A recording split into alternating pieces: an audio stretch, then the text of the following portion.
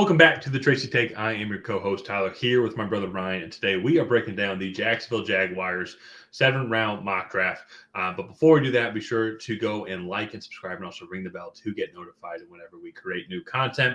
Ryan and I, we have already done a 3-round mock draft for the Jags. This is obviously 7th-round, and we have other 3 and 7-round mock drafts coming up, leading up all the way to April for the NFL draft. Ryan, if you want to pull up the screen here. So as I said, we did a full mock draft of all 256 picks. And so I had 255. I forget because the Rams got a compensatory pick. So I'm blanking on it right now.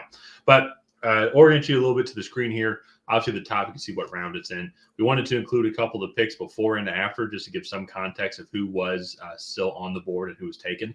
Also, then, to the right, you can see some other players we think that the Jags would be interested in taking here and then what position they were taken at. So, ended up going with Quinyon Mitchell here. Quinyon Mitchell has been rising up a lot of draft boards overall. Had a great Senior Bowl. And I think a team like Jacksonville, they just need some help overall in the secondary. And in general, they need help on the defense just in general. And I think that they're probably going to be in best player available mode here. I will say, I think if Latu fell one more position, I could see them going there. Who knows what's going to happen with Josh Allen, who's hitting free agency for the Jags. So I think that's another potential option. I will say also, I think Jackson Powers Johnson was taken 20th, and I think that's another potential player that they could take as well.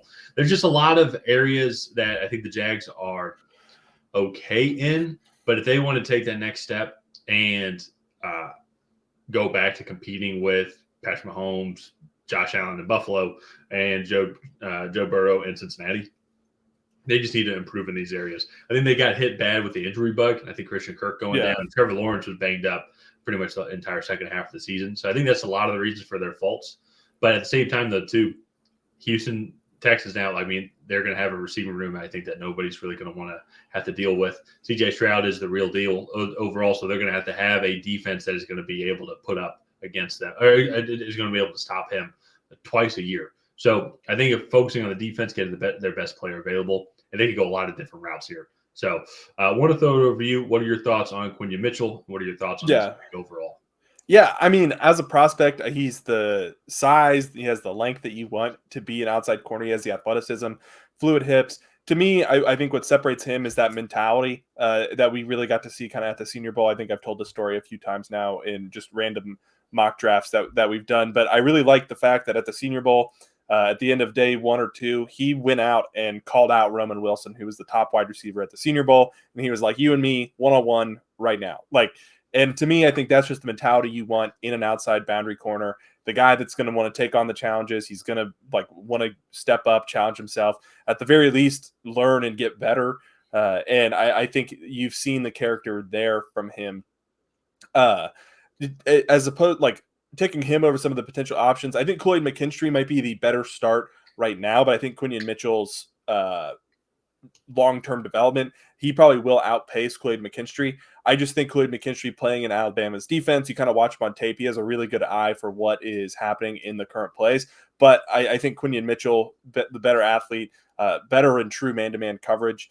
And then to me, Troy Fautanu is the other one that's really interesting because I like him at the left tackle spot in the NFL. He has the length you want. Cam Robinson is a potential cut candidate due to some of the salary cap issues. I don't say issues because I think they're over, but if they want to clear extra cap space, let's say they want to keep Josh Allen because he is the younger, probably I would say better player and more important, more impactful player for that team, they could release Cam Robinson, get that money added back to the cap, and then go out and extend a guy like Josh Allen. So I think Troy Fautanu would be a great fit, really athletic tackle out of Washington. But here, they don't have any true glaring holes on their roster. They definitely have spots that they need to improve on, but not anything. I use this example in the Colts video, but not like the Tennessee Titans where you look at that secondary and that offensive line, and you're like, okay, this is just unplayable. This is horrible. So I definitely think they're going to kind of be in the best player available situation, but I really like Quinyon Mitchell here. I think he comes in and he's their cornerback 1 on day 1. So let's move on though to their second pick, which is Zach Frazier, the center guard out of West Virginia. Just going to be a really versatile interior offensive lineman. He played really well at West Virginia, and to me shoring up the interior of that offensive line is going to be priority number one. They have decent tackles. They just spent first-round pick on Anton Harrison last year. They have Walker Little. Cam Robinson is on the roster. Again, they could save some save on their cap hit by releasing him, I believe, with a post-June 1st designation. So to me, just a really interesting scenario here on how things are going to play out. But with Zach Frazier on the board, I think that would be great for them to solidify the interior of that offensive line in front of Trevor Lawrence and get him a center for the future. Yeah. Now, and one of the things too, as well, is what we talked about with them needing to address the interior offensive line. They potentially could do that with Jackson Powers-Johnson. The one thing with that though is, and why I kind of almost think that they might go corner, is not even like the interior offensive line class is super deep. It's just this is about the second and third round is about where some of those guys will start coming off the board outside of JPJ. Maybe even Zach Frazier would work his way up potentially. Yeah. But corner, though, there is a big drop-off, especially from those top 5 corners right there, including Quinyon Mitchell. So that's why I think maybe they'll lean that way, knowing that they can go and get a solid interior offensive lineman like Zach Frazier here, who could probably come in and start. And I think all of their interior offensive line position, both guards and their center position, I think are up for grabs potentially on getting some younger, fresher legs in there and competing for the starting spot. So really like this pick. I think so far they've gotten 2 picks overall on some potential day one starters. Let's move on to the third round here. So they do have a compensatory pick. They don't have the third round pick as of right now because of their trade with the Atlanta Falcons for Calvin Ridley. But with their compensatory pick, they still get a pick here at 96, going with McKinley Jackson, defensive tackle here. Just a big athletic defensive tackle here just to help out overall with just stopping the run and just helping out with maybe the secondary a little bit and just getting a little bit more pass pressure overall. The Jags defense as a whole, I think, was fine, but there's definitely this is one of the key areas I think that they need to improve on. Just overall just get better. Even if you have the best secondary in the world, Yeah, they can only guard these receivers for so long. So getting a guy like McKinley Jackson, beefing up that defensive interior, also just beefing up the defensive line as a whole. And maybe if they get Josh Allen back, it's going to take some pressure off of him here getting this pick. Yeah. And that's me, I think, with this pick. He's just a really solid player. He's going to give you contributions from day one. He has the play strength to come in and play at the NFL level.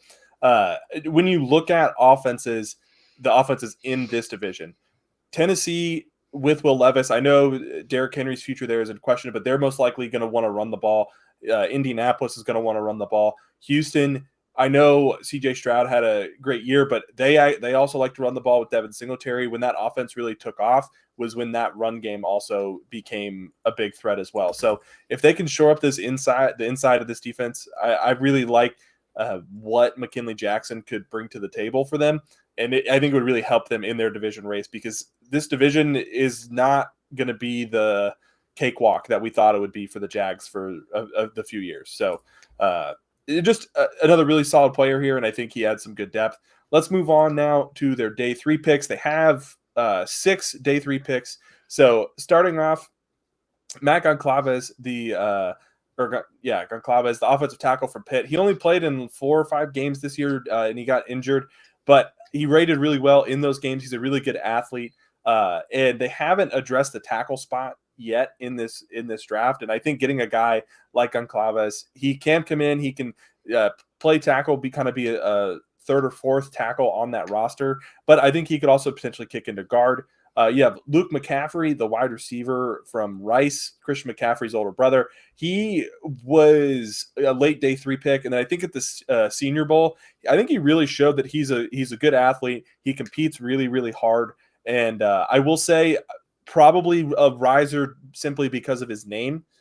And but I think he definitely brings some things to the table. He's a solid receiver.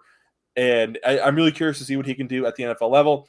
And then in the 5th round, at pick 152, Will Reichard, the highest scoring SEC player in the history of college football. Just a really solid kicker there. I would say maybe this is a little high for potentially going after special teams, but not picking again for 40 picks. I think upgrading that kicker position is going to be really important, especially in that division that's going to be really close. You could be winning multiple division games by 3 points or less. Yeah. It's just having especially now too, it's like you need to have a kicker that can hit the net 55 yards on the fly, at minimum. And I think a guy like him, you saw him at Alabama.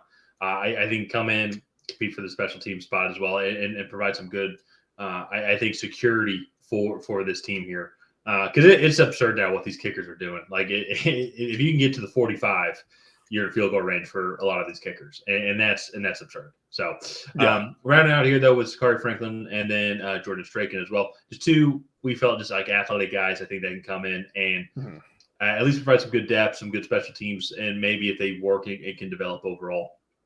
I think can provide some good contribution to the Jags team. So, in general, though, I would say a pretty solid draft. I know we have to say that because we picked them, but I think similar to the Colts mock draft as well is I think that there's just what their team needs are and where they're selecting. There's going to be a couple of guys that I like for them. I think that they're going to go and like also. That's just going to fit their need and instantly come in. Maybe not day one starters, but they're definitely going to provide day one competition. And so everybody's going to have to be improving. Like they're going to want to start. And that's, I think, really where you start to see these teams get better as well.